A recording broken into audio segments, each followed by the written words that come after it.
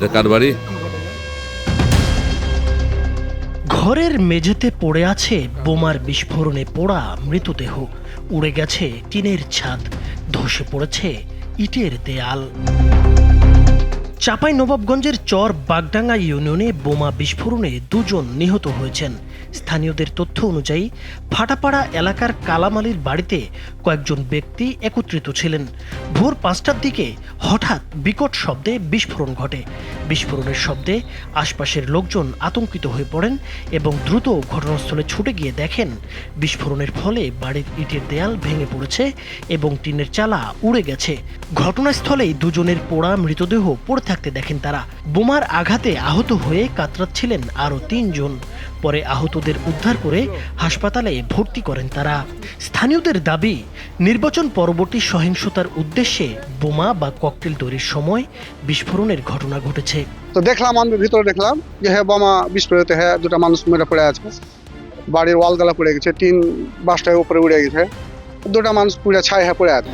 তবে এই ঘটনা নিয়ে এরই মধ্যে পরস্পরের প্রতি অভিযোগের আঙুল তুলেছে স্থানীয় বিএনপি এবং জামায়াত। সাবেক সংসদ সদস্য হারুনুর রশিদ বলেন, জেলার বিভিন্ন স্থানে বিএনপির নেতাকর্মীদের বাড়িঘরে হামলার প্রেক্ষাপটে এখানে ককটেল তৈরি করা হচ্ছিল।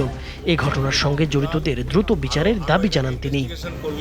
এরা তথ্য পাওয়া যাবে, তারা আমাদের এই নির্বাচনের পর বিএনপি নেতাকর্মীদের বাড়িতে হামলা ভাঙচুর অগ্নিসংযোগ করার জন্য তারা সশস্ত্র প্রস্তুতি নিচ্ছিল এবং আল্লাহর রহমত আমি বলবো যে তারা নিজেরাই বোমা তৈরি করতে গিয়ে বিস্ফোরণ ইতিমধ্যে 2 জন এখানে দেখলে ডেড বডি পড়ে আছে, হাসপাতালে গিয়েছে 3 জন, আরও বেশ কিছু আহত, বাড়ি হতে সব পালিয়ে গেছে।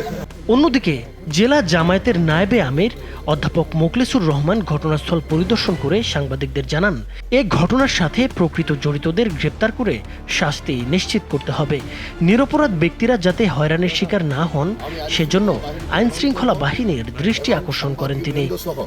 প্রশাসনের সকল পর্যায়ে আমি অনুরোধ করব যে এই ঘটনাকে কেউ যেন অসৎ উদ্দেশ্য ব্যবহার না করতে পারে এবং কোনো রাজনৈতিক কালার দিয়ে কোনো প্রতিপক্ষকে ঘালে করার জন্য যাতে এই ঘটনার আড়ালে দোষী ব্যক্তিরা যাতে রেহাই না পেয়ে যায়। বিস্ফোরণের খবর পেয়ে পুলিশ, বিজিবি, ফায়ার সার্ভিসের সদস্যরা দ্রুত ঘটনাস্থলে পৌঁছে পরিস্থিতি নিয়ন্ত্রণে আনেন। ক্রাইম সিন ইউনিট আলামত সংগ্রহ করে তদন্ত শুরু করেছে। এছাড়া ঘটনাস্থল পরিদর্শন করেন রাজশাহী রেঞ্জের ডিআইজি মোহাম্মদ শাহজাহান। তিনি জানান, বিস্ফোরণের প্রকৃত কারণ উদ্ঘাটনে কাজ চলছে এবং দায়ীদের আইনের আওতায় আনা হবে। ককটেল একটা বানানোর একটা পরিকল্পনা তাদের ছিল এবং তারা তো বানাচ্ছিল, এটা বিস্ফোরিত হয়, বিস্ফোরিত হতাহত হয়।